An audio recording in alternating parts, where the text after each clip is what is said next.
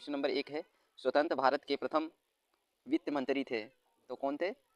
Are के Shanmukham श्रेष्ठी। Are के षणमुखम श्रेष्ठी स्वतंत्र भारत के प्रथम वित्त मंत्री थे। अगले क्वेश्चन पे चलते हैं, क्वेश्चन नंबर 2।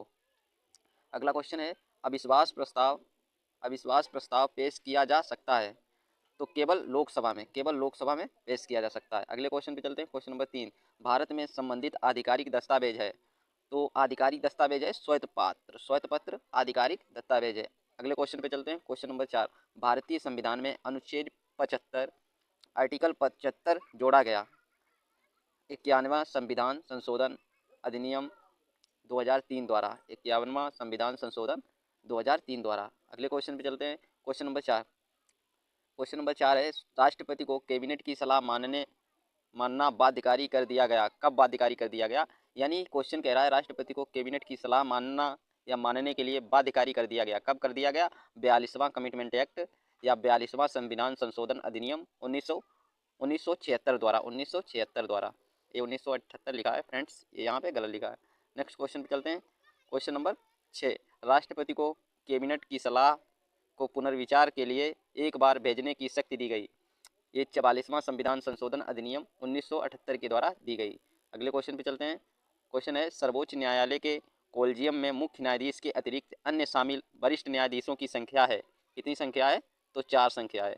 अगले क्वेश्चन पे चलते हैं, केंद्र और राज्यों के बीच होने वाले विवादों का निर्णय करने की भारत के उच्चतम न्यायालय की शक्ति आती है, तो ये शक्ति किस में आती है? मूल अधिकारिता के अंतर्गत। ये मूल अधिकारिता के अंतर्गत आती है। नेक्स्ट क्वेश्चन पे चलते हैं, उच्चतम न्यायालय की अब तक की सबसे बड़ी पीठ यानी 13 न्यायाधीशों गठित की गई थी। कब गठित की गई थी? तो केशवानंद भारती केस में 1973 में आया था ये। नेक्स्ट क्वेश्चन पे चलते हैं, वह अनुच्छेद जिसके अंतर्गत उच्चतम न्यायालय में सुधारात्मक याचिका दाखिल की जा सकती है, तो कौन सा अनुच्छेद है? अनुच्छेद 142। अनुच्छेद 142। अगले क्वेश्चन पे चलते हैं, अगला क्वेश्चन है, उच्चतम न्यायालय से विधि के प्रश्न पर राय लेने का अधिकार प्राप्त है, तो किसे प्राप्त है? केवल राष्ट्रपति को। अगले क्वेश्चन पे चलते हैं, उच्चतम न्यायालय ने न्यायाधीशों की नियुक्ति के लिए कोलिजियम व्यवस्था को अपनाया। कब अपनाया? तो वर्ष 1993 में। अगले क्वेश्चन पे चलते हैं, जनहित याचिका की माता के नाम से जाना जाता है। किसे जाना जाता है? तो पुष्पा कपिला हिंगोरानी को। पुष्पा कपिला हिंगोरानी को। बहुत इंपॉर्टेंट क्वेश्चन है। अगले क्वेश्चन चलते हैं, उच्चतम न्यायालय और उच्च न्यायालयों के लिए के कार्यवाहियों की भाषा है, यानी उच्चतम न्यायालय और उच्च न्यायालय के कार्यवाहियों की भाषा है, तो कौन सी भाषा है? अंग्रेजी। नेक्स्ट क्वेश्चन पे चलते हैं, उच्चतम न्यायालय ने संविधान के मूल ढांचे का सिद्धांत प्रतिपादित किया। कब प्रतिपादित किया? केशवानंद भारती बाद 1973 में। अगले क्वेश्चन पे चलते हैं, भारतीय संविधान का संरक्षक तथा अभिभावक कहा जाता है। किसे कहा जाता है? सर्वोच्च न्यायालय को। नेक्स्ट क्वेश्चन है, संविधान की व्याख्या करने का अंतिम अधिकार है, किसको है? सर्वोच्च न्यायालय को।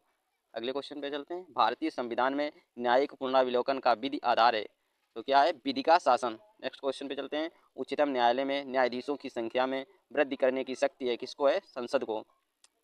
नेक्स्ट क्वेश्चन है, उच्चतम न्यायालय के न्यायाधीशों के वेतन का निर्धारण किया जाता है, किसके द्वारा? संसद द्वारा।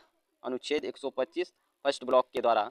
नेक्स्ट क्वेश्चन है, सेवानिवृत्त होने के पश्चात सर्वोच्च न्यायालय के न्यायाधीश किसी भी न्यायालय में वकालत नहीं कर सकते। किसी भी न्यायालय में वकालत नहीं कर सकते।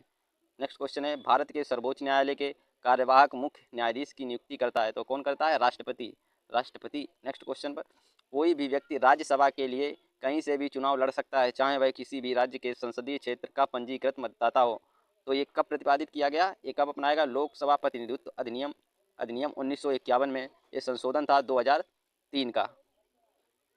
अगला क्वेश्चन है, राज्यसभा अपने उपस्थित एवं मत देने वाले सदस्यों के कम से कम 2/3 बहुमत से संकल्प पारित करके राज्य सूची के किसी विषय पर विधि बनाना आवश्यक है, तो संसद उस पर विधि बना सकती है, अनुच्छेद 249 के तहत।